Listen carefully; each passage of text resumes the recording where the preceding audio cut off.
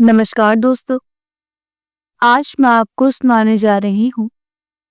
पिता की मजबूरी का फायदा उठा दहेज लोभियों ने। दहेज की मांग की तो बेटी ने कर दिया ऐसा काम कि सब देखते रह गए। अरे रमान जी, ये छोटू कहाँ गया है? सुबह से दिखाई नहीं पड़ रहा। प्रकाश जी ने कहा। प्रकाश जी एक सरकारी स्कूल में शिक्षक थे। स्कूल उनके घर से लगभग 1 किमी की दूर पर था। प्रकाश जी आज सुबह से ही काफी व्यस्त दिखाई पड़ रहे थे। और व्यस्त रहते भी क्यों ना, उनकी इकलौती बेटी का रिश्ता जो आ रहा था आज।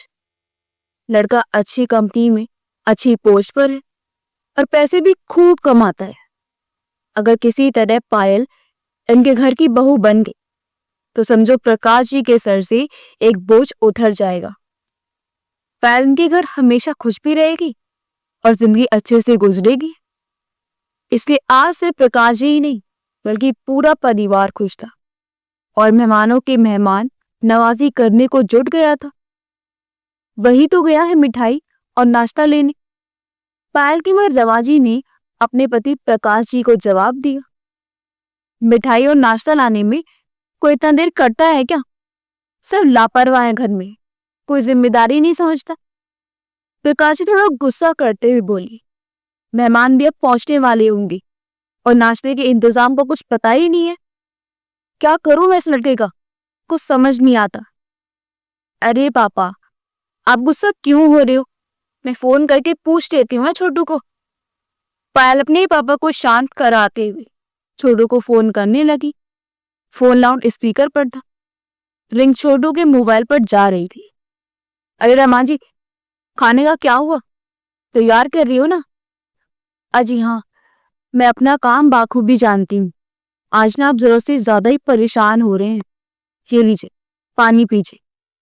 रमान जी एक गिलास ठंडा पानी अपने पति को देते हुए उन्हें हॉल में लगे सोफे पर बिठा दिया। उनके पानी का पीने का इंतजार करने लगी। अरे छोटू कहाँ रह गया? पापा गुस्से हो रहे हैं। 2-3 सामान लाने में कोई इतना देर करता है क्या? पायल की बात काटते हुए प्रकाश जी बोल पड़े। अरे पूछना कहाँ पर है अभी और कर क्या रहा है इतनी देर से?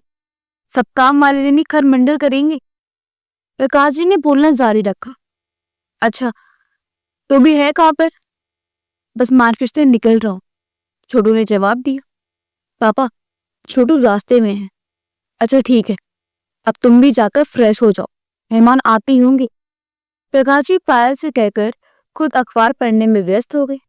सारे कामों से फुर्सत जो मिल गई थी उन्हें। रमा जी, एक कप चाय देना। लगे है प्रकाश जी ने अपनी पत्नी जी चाय की अर्जी भी लगा दी। चाय की चुस्कियों के साथ अखबार पढ़ने की लत सी लग गई थी उन्हें। पूरा अखबार खत्म करते करते 3-4 कप तो गटक ही लेते थे प्रकाश जी। दरअसल चाय की चुस्कियों के साथ अखबार पढ़ने का मजा ही कुछ और है। अभी 2-3 पन्ने पलटे ही थे कि दरवाजे पर किसी ने घंटी बजाई। लगता है लड़के वाले आ गए। प्रकाश जी फिर से बोल पड़े। अखबार सामने रखी मेज पर रख खुद दरवाजा खोलने उठ गए। अरे रमा जी, ये कप अंदर ले आओ और पायल को भी तैयार होने को बोलो।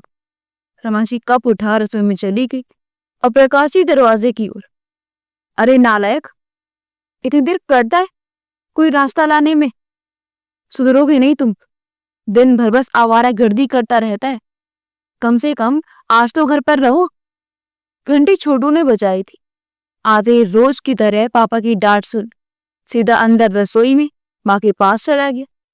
ये लो माँ, नाश्ता और मिठाई। माँ क्या कभी ऐसा दिन भी आएगा मेरी जिंदगी में जब पापा मुझे बिना डांटे अपना दिन गुजारेंगे? रोज डांटते रहते हैं यार मुझे। तू भी तो वैसा ही है, कोई काम समय पर नहीं करता। सिर्फ नाश्ता लाने ही भेजा था सुबह और अभी आया है। इतना समय कौन लगाता है? अभी माँ ने अपनी बात पूरी भी नहीं की थी कि छोटू बोल पड़ा। हाँ ठीक है, मुझे पता है आप तो अपने पति का ही पक्ष लेंगी। चलो कुछ खाने को दो, बड़ी भूख लगी है। ठीक है जा, फ्रेश हो गया, मैं तेरे लिए पराठे बना देती हूँ। छोटू रसोई से निकल वॉशरूम की ओर चला गया और माँ पराठे बनाने लगी और प्रकाश जी फिर से अखबार की खबरों के बीच व्यस्त हो गए। प्रकाश जी अभी अखबार पढ़ने में व्यस्त हुए थे कि दरवाजे की घंटी एक बार फिर से बजी। दरवाजा खुलते ही प्रकाश जी ने देखा तो वो लड़के वाले थे। एक तो लड़के का बाप रामपाल जी थे और दूसरे थे लड़के का मामा, यानी उनके साले साहब राजन जी। नमस्कार प्रकाश जी। दरवाजे पर खड़े रामलाल जी ने प्रकाश जी का अभिवादन किया, जो लगभग उन्हीं की उम्र के थे। जी नमस्कार। नमस्कार प्रकाश जी ने भी अभिवादन स्वीकारते हुए उनसे अंदर आने का आग्रह कर मेहमानों को गेस्ट रूम में बिठाया। खुद चाय पानी के इंतजाम में लग गई। अरे रमा जी, चाय बनाई कि नहीं? हाँ बाप, बना लिए, बस नाश्ता लगा रही हूँ। आप ना हड़बड़ाते बहुत है। मैं हड़बड़ाता हूँ? मेहमान वहां बैठे हैं, उन्हें चाय पानी दोगे कि नहीं? प्रकाश जी फिर से शुरू हो गए थे। अरे पापा, आप टेंशन बहुत लेते हो। आप जाओ, मेहमानों के साथ बैठो, मैं चाय पानी नाश्ता जो कुछ भी है लेके आता हूँ। छोटू अपने पिता को शांत करते हुए बोला। ठीक है, जल्दी लेके आओ। इतना कह प्रकाश जी मेहमानों के पास जाने के लिए मुड़े ही थे कि रमा जी बोल पड़ी। सिर्फ चाय नाश्ते करते रहोगे? इतना भी नहीं पता कि घर आए मेहमान को पानी भी दिया जाता है? वो तो कम से कम लेके जाओ। सब मेरे सर पर ही आके तांडव करेंगे। फिर एक लोटा पानी प्रकाश जी को देते हुए उन्हें जाने का इशारा कर दिया। इस बार प्रकाश जी हल्की सी मुस्कान ली, गेस्ट रूम की ओर चले गई। अपने पिता की फांसी जाने के बाद छोटू तपाक से बोल पड़ा। अरे गजब, मौका मिलते ही चौंका। वैसे तो पापा हमेशा हम लोगों की क्लास लेते रहते हैं, और आज मौका मिला तो आप भी जम के दिया। वाह माँ, वाह। हाँ, बहुत ही नौटंकी। अभी पकड़ू ट्रे और चाय नाश्ता पहुंचा के आओ। छोटू ट्रे लेकर सीधे गेस्ट रूम की ओर चला गया। गेस्ट रूम पहुंचते ही नमस्ते अंकल कहकर बीच में रखी टेबल पर ट्रे रख दी और सभी को चाय और नाश्ता दे ही रहा था कि प्रकाश जी बोल पड़े। ये है मेरा बेटा आर्यन, प्यार से हम इसे छोटू कहते हैं। इसी साल 10वीं में आया है। अच्छा, गुड लक बेटा। खूब मन लगा के पढ़ाई करो और अच्छे नंबर से परीक्षा पास करो। रामलाल जी छोटू से नाश्ता लेते हुए बोले। शुक्रिया अंकल। इतना कहकर छोटू वहां से चला गया। चाय नाश्ते के बाद अब बारी थी उस काम की जिसके लिए रामलाल जी और राजन जी आए थे, मतलब लड़की देखने की बारी। जी, अब जरा लड़की बुला लेते हो तो, राजन जी आग्रह करते हुए बोले। हाँ जरूर, प्रकाश जी ने जवाब दिया। मैं अभी आया, क्या वहां से चले गए। अरे रमा जी, पैर तैयार हुए कि नहीं? मेहमान इंतजार कर रहे हैं। हाँ, बस 5 मिनट, रमा जी ने जवाब कहा। अच्छा ठीक है। 5 मिनट बाद पायल तैयार मेहमानों के पास पहुंची। जाते ही पायल ने सबको नमस्ते किया और फिर उनके बैठ जाओ कहने तक खड़ी रही। जैसे ही बैठने को कहा गया, सामने रखी कुर्सी जो विशेष उसी के लिए लगाई गई थी उस पर बैठ गई। अब बारी थी सबसे मजेदार सेशन की, सवाल जवाब की पारी। यूं कह ले साक्षात्कार, जिसको पास कर लड़की आए हुए मेहमानों के घर की बहू बन सकती थी। क्या नाम है आपका? प्रश्नों की शुरुआत नाम से की गई। पायल शर्मा। पिताजी का? श्री प्रकाश शर्मा। माताजी का? श्रीमती रमा जी। कितने भाई बहन हैं? आप लोग जी? हम लोग 2 भाई बहन हैं। और पढ़ाई लिखाई? जी मैंने कानून की पढ़ाई की है। ये सब औपचारिक सवालों के बाद अब उन सवालों की बारी थी जिसका ताना हर घर वाले अपनी बेटी को देते हैं। खाना बनाने सीख ले, नहीं तो ससुराल में सास 4 बातें रोज सुनाएंगे। खाना बनाना जानती हूँ, इस बार राजन जी ने पूछा। जी हाँ, बना लेती हूँ। क्या क्या बना लेती हूँ? चावल, दाल, रोटी, सब्जी। इन सब चीजों के अलावा और बहुत कुछ बना लेती हूँ। बहुत अच्छा, लड़कियों को तो रोजमर्रा की चीजों को बनाना आना ही चाहिए। माफ कीजिएगा साहब, मैं आपकी बात काट रहा हूँ, लेकिन सिर्फ लड़कियों को ही नहीं, लड़कों को भी खाना बनाना सीखना चाहिए। खाना सिर्फ लड़कियां ही बनाएं ये मैं नहीं मानता। न जाने कब कौन बीमार पड़ जाए, तब क्या होगा। प्रकाश जी बीच में ही बोल पड़े थे। राजन जी ने हामी भरते हुए एक और सवाल पूछ लिया। अच्छा ये बताओ कि ऐसी कौन सी चीज है जिसे मसाले के साथ बनाओ तो भी अच्छी लगती है, बिना मसाले के बनाओ तो भी अच्छी लगती है। कुछ देर सोचने के बाद पायल बोली, नहीं पता, और हंसने लगी। उसकी हंसी देख बाकी सब भी हंसने लगे। पालक, पालक को कभी बनाकर देखने, ये मसालों के साथ भी और बिना मसालों के भी अच्छी लगेगी। राजन जी ने जवाब दिया। फिर से हंसने लगे। ठीक है बेटी, अब तुम जाओ, राजन जी ने पायल से कहा।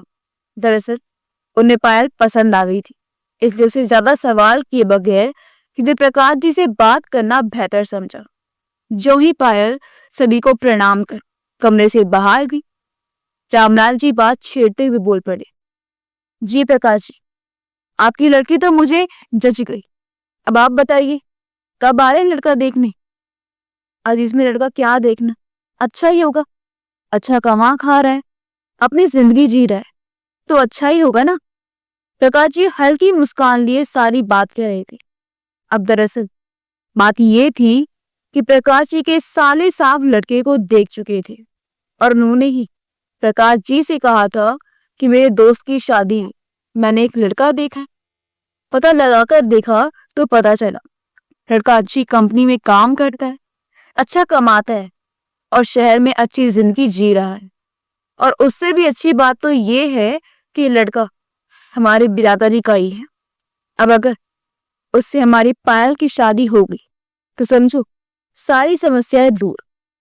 इसलिए प्रकाश जी ने बिना लड़के को देखे हामी भर रहे थे।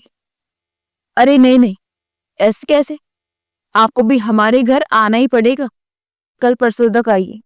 लड़का तो अभी घर पर नहीं है, कम से कम हमारा घर द्वार ही देख लीजिएगा, रामलाल जी ने कहा। और हाँ, अगर लड़का देखने की इच्छा है तो 1 महीने बाद मेरा लड़का छुट्टी लेकर घर आ रहा है, उस वक्त आप उसे देख लीजिएगा।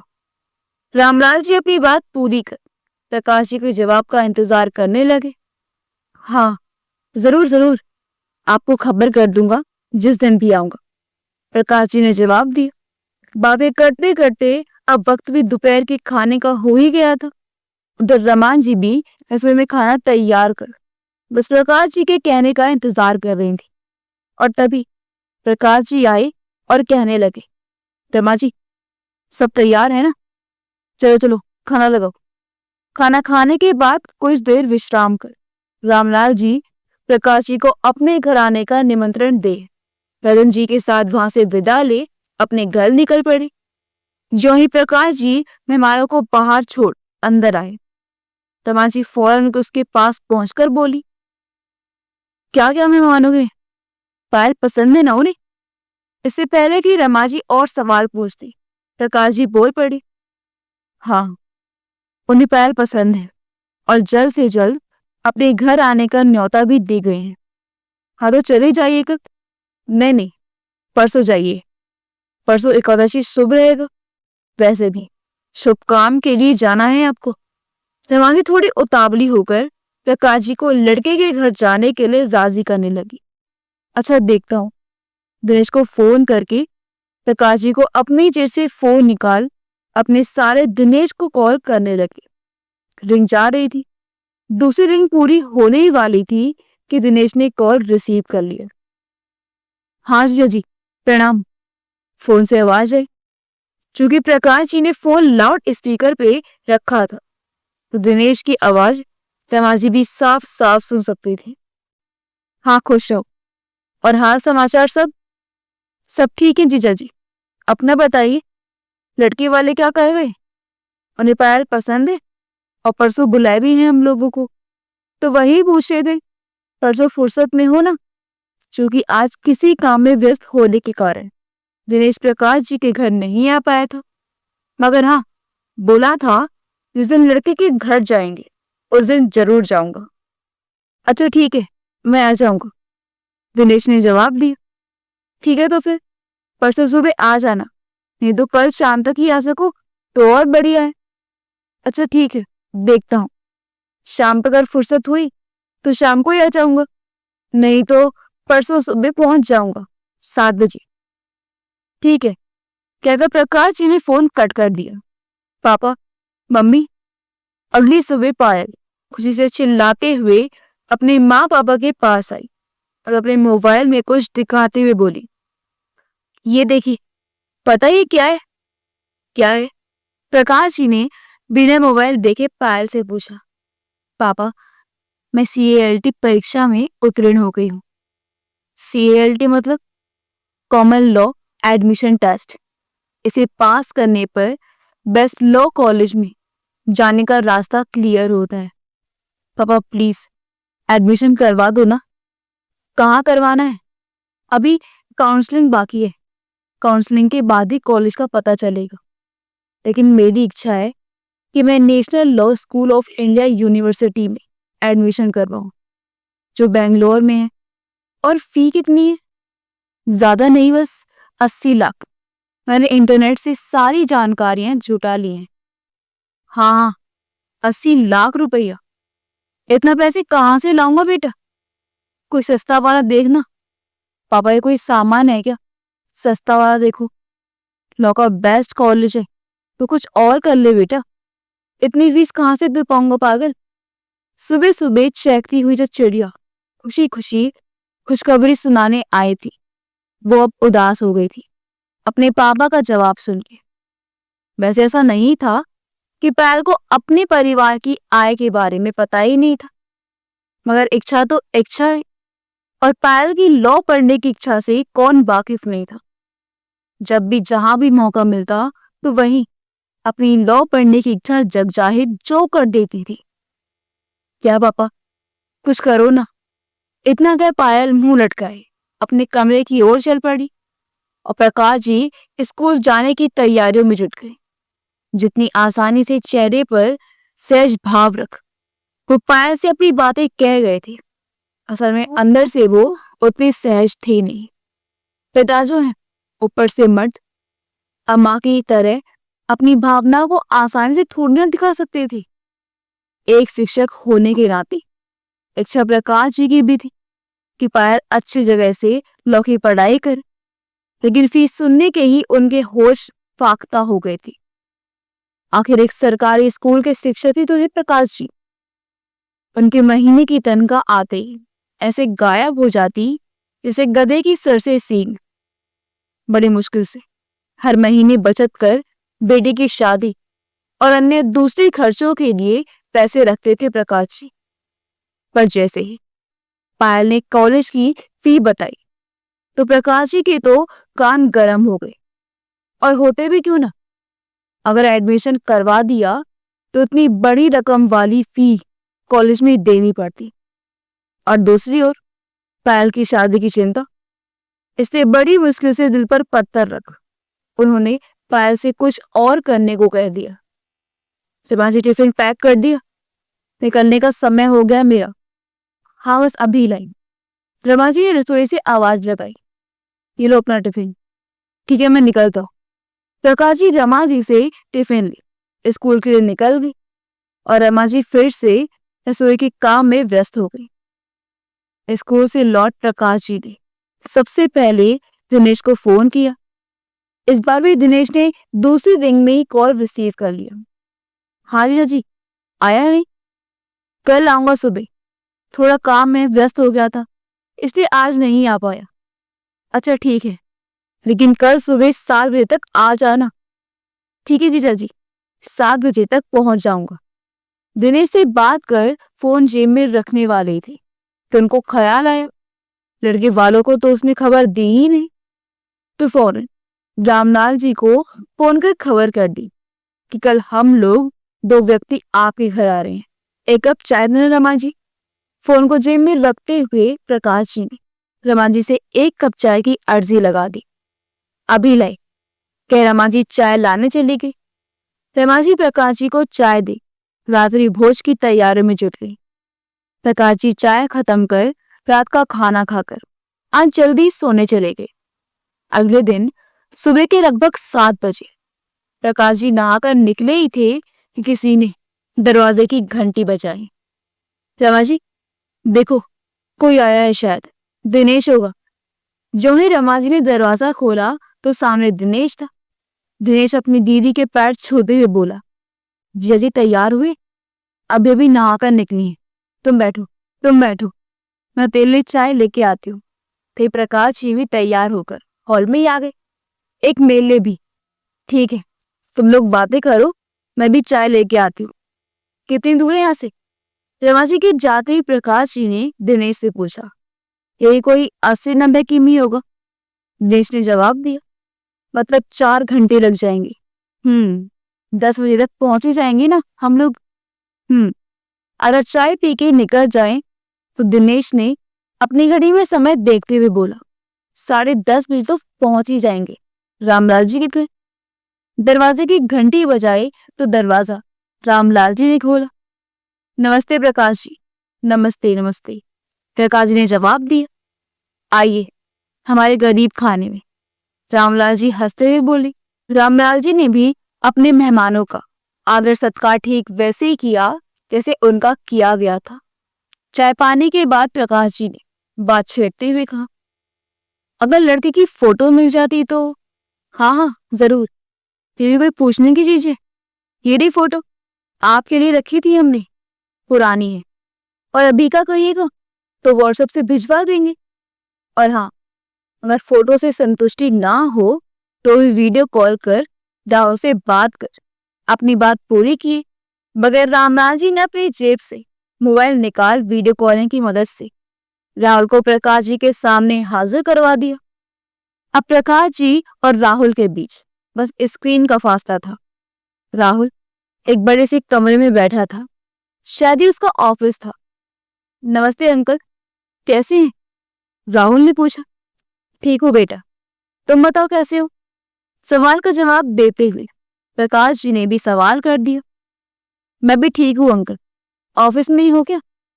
हाँ अंकल, आजकल काम बहुत है ऑफिस में, रोज जल्दी आना पड़ता है और लेट तक रहना भी। अच्छा ठीक है बेटा, ये लो पापा से बात करो। लड़की को देख प्रकाश जी बड़े खुश हो गए थे। बात करने में कितना शालीन और दिखने में भी शांत स्वभाव।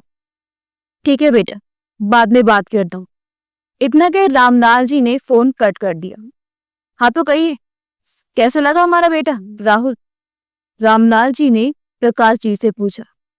जी सच कहूं तो लड़का मुझे भी जच गया। अब बस शादी की बात कर लेते तो।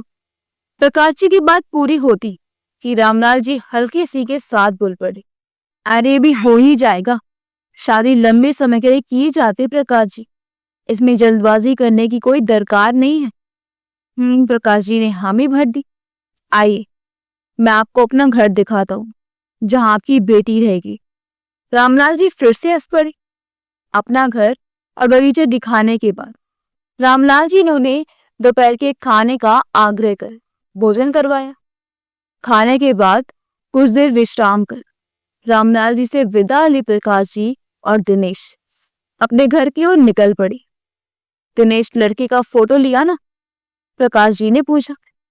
हाँ ले लिया, दिनेश ने जवाब दिया। शाम को घर पहुंचते ही रमा जी, कैसा लड़का? लड़का बहुत अच्छा है, ये लो लड़के का फोटो, विशेष आप लोगों के लिए मांग के लाया हूं। दिनेश अपनी दीदी को फोटो देते हुए बोला। लड़के का घर और उनके घर वाले भी बहुत अच्छे हैं, सभी बड़े शांत और शालीन स्वभाव के हैं। इस बार प्रकाश जी ने कहा, छोटू जरा पानी लाना। प्रकाश जी ने छोटू को आवाज लगा, क्योंकि उनकी बीवी इस वक्त अपने भाई के साथ बात करने में व्यस्त हो गई थी। पायल दिखाई नहीं पड़ रही। दिनेश ने अपनी दीदी से पूछा। अपने कमरे में होगी, जवाब दे रमा जी ने पायल को आवाज लगाई। पायल, पायल। हाँ माँ। पायल ने अपने कमरे से आवाज लगाई। यहाँ आ जरा, मामा बुला रहे हैं। आती हूँ। छोटू, ऐसा प्रकाश जी थोड़ा जोर से चिल्लाए। एकदम बिगड़ गया ये लड़का, कोई भी बात करो अनसुना कर देता है। ये लीजिए पानी। छोटू पानी का गिलास देते हुए बोला। एक बार में सुनते क्यों नहीं हो कोई बात? दिमाग काम नहीं करता क्या तुम्हारा? पानी भर के लाने में लेट हो गया, किचन में पानी खत्म है। छोटू दबी आवाज में जवाब दिया। आज शाम ढलते ढलते एक बार फिर हमेशा की तरह पापा की डांट मिल ही गई थी उसे। बेचारा छोटू अपना पक्ष रख मुंह लटकाए अपने कमरे की ओर जाने के लिए मुड़ाएगा कि उसकी माँ बोल पड़ी, अरे छोटू, ये देख, पैर के लिए लड़के का फोटो आया है, बता कैसा है। अरे माँ, करवा दो ना जो भी है और भगाओ उसको यहाँ से, बस लंगड़ा लूड़ा ना हो, इस बात का ख्याल रखिएगा, बाकी सब चलेगा उसको, इसमें देखना क्या है। इतना कहकर छोटू अपनी बहन को चिढ़ाते हुए बोला, जो अभी अभी माँ के बुलाने पे आई थी और बिना फोटो देखे अपने कमरे में चला गया है। बड़ा आया, सब चलेगा। और माँ, तो उसको क्यों दिखा रही है, मुझे शादी करनी है उसको। पायल अपनी माँ के हाथ से फोटो लेते हुए बोली, लड़का कैसा है। अच्छा ही है माँ, बुरा नहीं है। पायल फोटो देखते हुए बोली। तभी पास बैठे उसके मामा जी ने उससे पूछ ही लिया, तो फिर बात आगे बढ़ाई जाए। हाँ हाँ जरूर, सेट फैट हो जाएगा तब देखा जाएगा क्या करना है, लड़का अच्छा है इसलिए हाँ कह दे रही हूँ। पायल ने भी मामा की बात में हामी भर दी। और जीजा जी, आप क्या कहते हैं, घर में सभी को लड़का पसंद है ही, आपने भी लड़की से बात कर ही ली, आपके घर वाले भी अच्छी हैं और लड़के को तो मैंने सामने से देखा ही है, तो क्या कहते हैं, बात आगे बढ़ाई जाए। हम भी यही सोचते हैं, अब देखते हैं रामलाल जी से बात करके फिर आगे का कार्यक्रम बनाते हैं। प्रकाश जी ने जवाब दिया, अच्छा ठीक है, तो मैं निकलता हूँ, ये तो जाते जाते रात हो जाएगी मुझे। दिनेश अपने घर जाने को उठ खड़ा हुआ।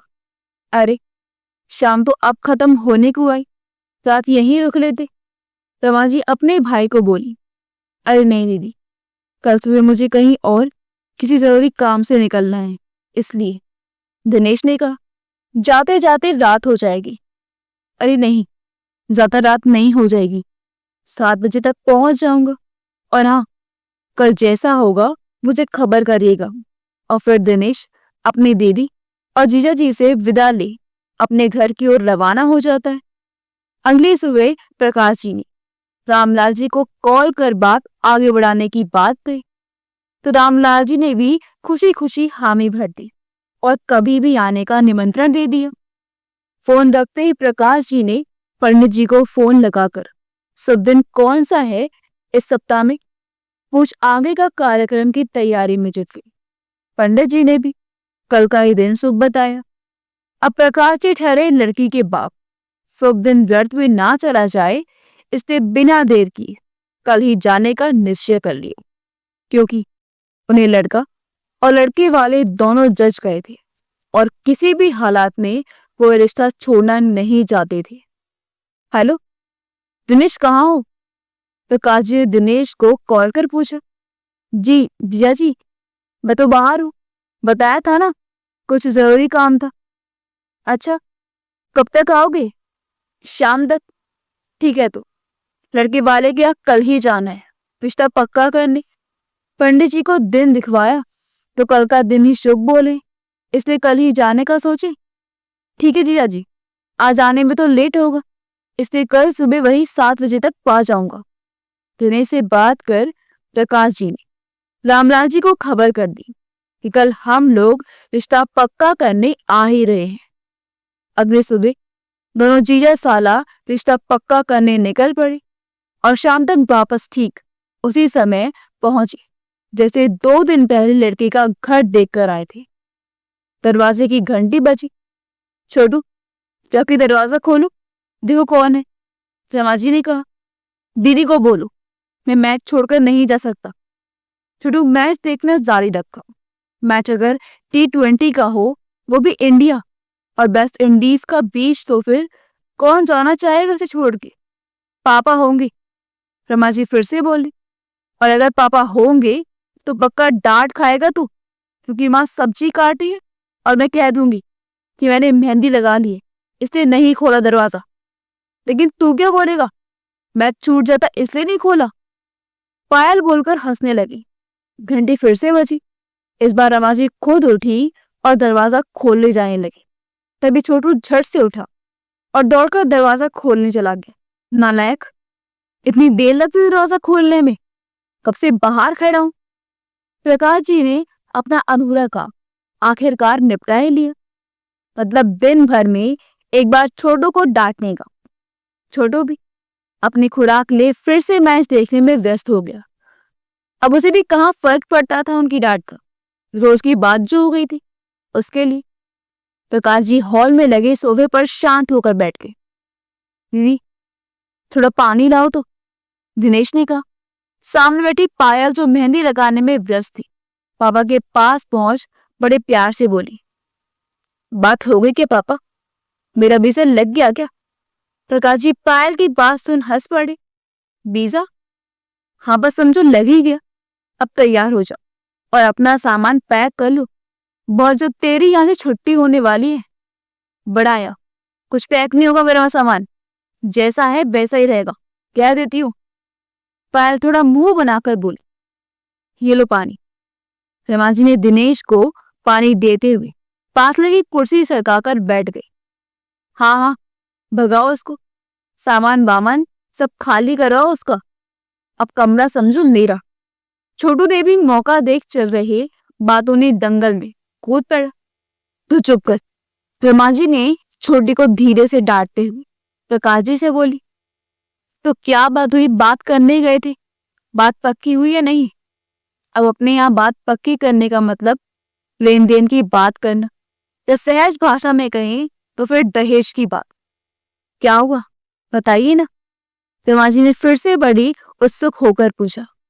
प्रकाश जी शायद कुछ सोच रहे थे, तभी ज्यों ही रमा जी की आवाज उनके कानों में पहुंची, वो शुरू हो गए।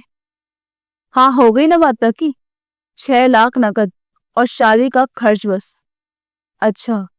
रमा जी कुछ बोलने ही लगी थी कि दिनेश बीच में बोल पड़ा। वो तो लड़के वाले 8 लाख नगद और 1-2 पहिया गाड़ी और शादी का खर्च बोल रहे थे। काफी मान मनोबल की बात 6 लाख और शादी के खर्च में आए हैं। आप मुझे हल्के में ले रहे हैं पापा। दिनेश अपनी बात कह अभी चुप हुआ ही था कि पायल बोल पड़ी थी। ना बेटी ना, आप बड़ी भारी पड़ने वाली हो।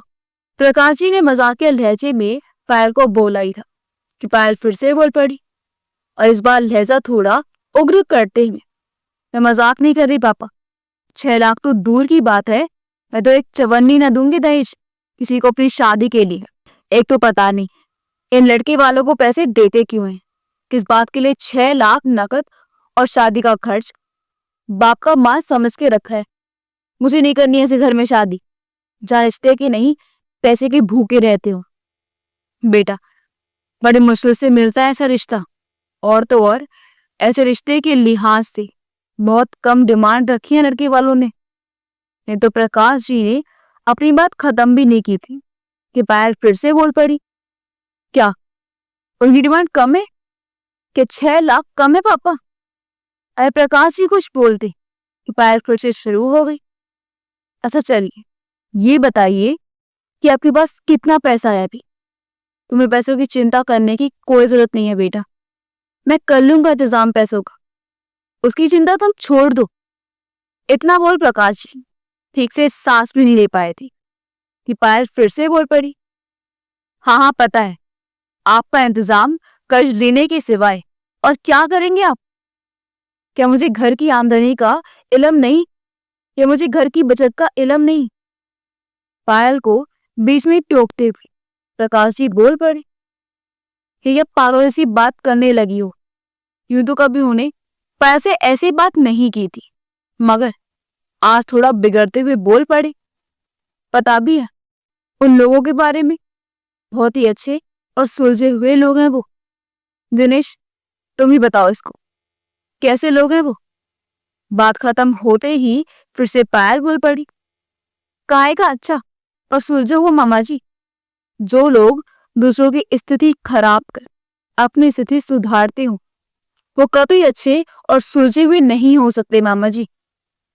अरे पायल अच्छे लोग हैं और लड़का भी पढ़ा लिखा है, आजकल शादी के खर्च के लिए तो पैसे लेते ही हैं सब, ये कोई नई बात नहीं है। इस बार दिनेश ने समझाने की कोशिश की, मगर पायल कहाँ सुनने वाली थी। वो तो अपने स्कूल कॉलेज में भी सामाजिक कुरीतियों और विसंगतियों के विरुद्ध खूब बोला करती थी। और अपनी बात बड़ी तर्कपूर्ण तरीके से बेबाक होकर कहती थी। आज उन्हीं में से एक मुद्दा जिसके खिलाफ आवाज उठाने से कभी चूकती नहीं उसके साथ घटने वाली थी, मगर वो कहाँ मानने वाली थी। मामा, अगर खर्च की बात है तो मिलके करते हैं।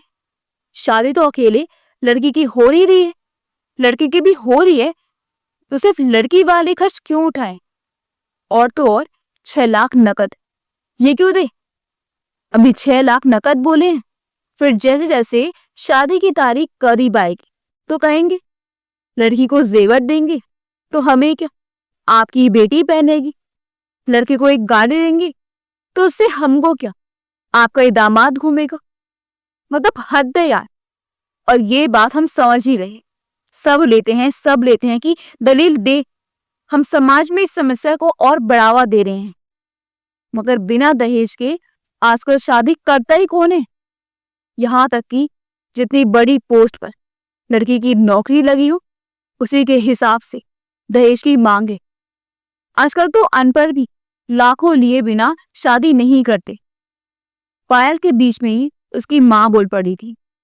हाँ माँ, यही तो दुर्भाग्य है हमारे समाज का।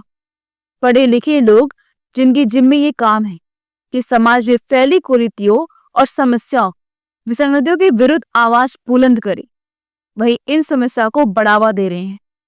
मगर मैं उन लोगों में से नहीं हूं मां। मैं तो अपने मरते दम तक इन कुरीतियों के खिलाफ रहूंगी, चाहे कोई मेरे साथ रहे या ना रहे। कम से कम अपने हिस्से का निर्णय तो मैं खुद ही ले सकती हूँ। और रही बात बिना दहेज की शादी कौन करेगा, तो मैं आपको बता देती हूँ, आज भी बहुत सारे लोग हैं जो इन सब के विरुद्ध हैं। और अगर मुझे कोई ऐसा नहीं मिला तो मैं बिल्कुल शादी नहीं करूंगी, लेकिन दहेज कभी नहीं दूंगी। तो बिन ब्याही रह जाओगी जिंदगी भर, क्योंकि आज के जमाने में बिना दहेज के कोई शादी नहीं करने वाला तुमसे। रवाजी बोली। तो आपको क्या लगता है, तुम मुझसे शादी नहीं करेगा तो मैं नहीं रह पाऊंगी? एक तो पता नहीं सबको ऐसा क्यों लगता है कि लड़कियां बिन ब्याह के रह ही नहीं सकती। अगर आपको ऐसा लगता है तो कान खोल कर सुन लो। लो मां, लड़कियों से ज्यादा जरूरत शादी करने की लड़के वालों को होती है, क्योंकि जिस दिन लड़कियों ने बगावत कर दी ना दहेज मांगने वाले के खिलाफ, वंश तबाह हो जाएंगे उनके वंश। जब कोई लड़की उनके घर ब्याह करने को राजी नहीं होगी ना, वो सारी अकड़ धरी की धरी रह जाएगी। पायल के विरुद्ध के आगे सब चुप हो गए। अभी पायल के चुप होते ही हॉल में कुछ देर की शांति बसेगी। छोटू भी मैच छोड़ अब अपनी दीदी और पूरे परिवार के बीच हो रहे मैच को बड़े ध्यान से देख रहा था। तो कहो क्या किया जाए? प्रकाश जी ने पायल से पूछा। इसमें करना क्या है पापा, मना कर दीजिए। पायल की बात सुन मां से रहा नहीं गया और बीच में ही बोल पड़ी। पागल मत बन पायल, एक तो इतना अच्छा रिश्ता आया है और तू मना करने की बात कर रही है। मना करने का परिणाम पता है हमारी कितनी बेइज्जती होगी। आखिर लोग क्या कहेंगे? ऐसा क्या हुआ कि रिश्ता टूट गया? लोग क्या कहेंगे, लोग क्या सोचेंगे, उससे मुझे कोई फर्क नहीं पड़ता माँ। फर्क बस इस बात से पड़ेगा कि मुझे पालने वाले मेरे माँ बाबा क्या सोचते हैं मेरे बारे में। माँ, आप लोगों के सिवा और कोई मुझे क्या कहता है और क्या कहेंगे, इससे मुझे रत्ती भर भी फर्क नहीं पड़ता। और ये रिश्ता लड़की वाले नहीं, हम लोग मना कर रहे हैं। मगर जब लोगों को ये पता चलेगा कि हम दहेज देने के खिलाफ हैं, तो तेरे रिश्ते आने भी बंद हो जाएंगे। आखिरकार माँ का दर्द बाहर आ ही गया।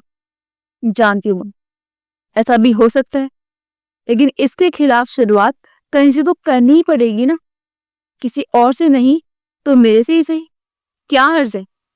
प्रकाश जी और दिनेश के बाद अब रमा जी भी अपनी बेटी के आगे आत्मसमर्पण कर हो गई थी। सोफे पर बैठे प्रकाश जी अपनी गर्दन झुकाए कुछ सोचने में मसरूफ हो गई थी और सामने बैठे दिनेश अब बस मुख दर्शक बने पायल को ही देख रहे थे।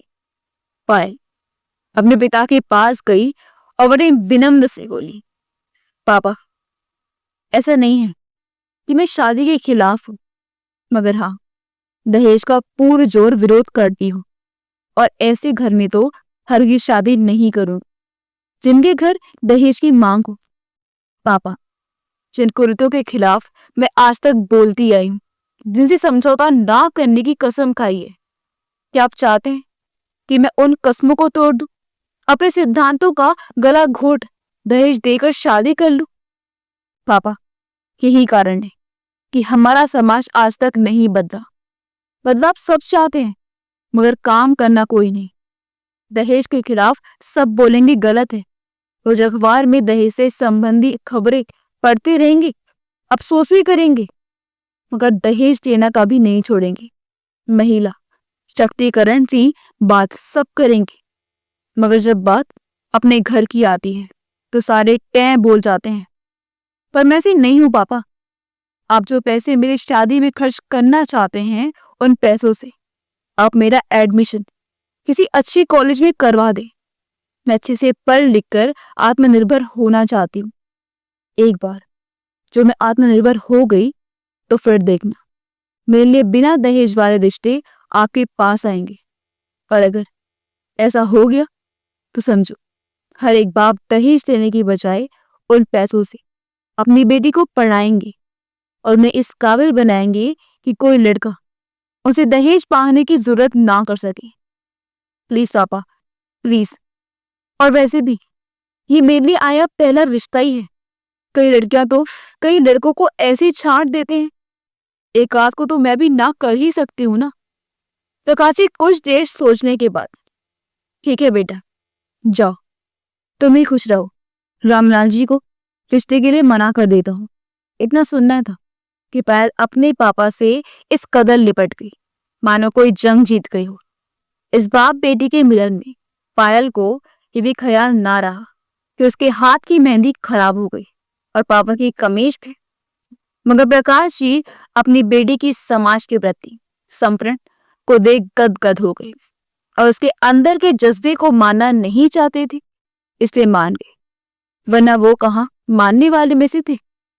हाँ हाँ ठीक है, मना तो करने दे पहले। अब प्रकाश जी ने रामलाल जी को फोन पर रिश्ते के लिए मना कर दिया। कुछ देर पहले विरोध करने वाली लड़की फिर से किसी आबोध बच्ची की तरह चहकने लगी। अरे रमा जी, चाय तो दो, और छोटू आज का अखबार लाना जरा, प्रकाश जी ने कहा। लाती हूँ। क्या रमा जी कुछ अपने में बुदबुदाते हुए रसोई की तरफ मुड़ी ही थी कि दिनेश खड़ा हो गया। अरे नहीं, मैं निकलता हूँ, वरना देर हो जाएगी। और फिर दीदी और जीजा जी से विदा ले दिनेश अपने घर की ओर निकल लिया। अब फिर से घर का आलम पहले जैसा सामान्य हो गया था। रमा जी चाय लेने रसोई चली गई। छोटू पापा को अखबार दी, फिर से मैच देखने में व्यस्त हो गया। पैर फिर से मेहंदी लगाने बैठ गई और प्रकाश जी को चाय मिलते ही वो चाय की चुस्कियों के साथ अखबार में डूब गए। अगर आपको हमारी कहानी अच्छी लगी हो तो हमारे वीडियो को लाइक करें, शेयर करें और हमारे चैनल योगी वॉइस को सब्सक्राइब कर दें। मिलते अगली वीडियो में। आपका बहुत बहुत धन्यवाद।